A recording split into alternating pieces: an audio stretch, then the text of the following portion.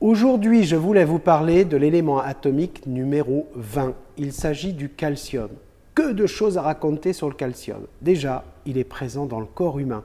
Et le calcium, c'est un métal. Donc on peut dire que c'est le métal le plus abondant dans le corps humain. C'est une façon étonnante de voir les choses. Maintenant, minéralogiquement, on va trouver le calcium combiné avec le carbone. On va avoir des carbonates avec un superbe représentant, la calcite. Regardez-moi cette vitrine, avec cette diversité de la calcite rose, blanche, jaune, avec des formes tout à fait variées.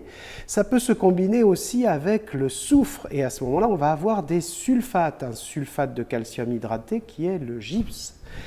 Et puis aussi avec le phosphate, l'apatite. Alors pour les utilisations, eh bien, une très grande diversité aussi. Si on s'arrête sur la calcite, qui est un constituant majeur du calcaire, on va déjà avoir les pierres de construction. Mais si on chauffe ce calcaire à 800 degrés, on va fabriquer de la chaux. Si on mélange ce calcaire avec de l'argile et qu'on cuit à 1450 degrés, c'est le ciment que l'on va fabriquer. Donc des matériaux extrêmement importants de nos jours pour la construction.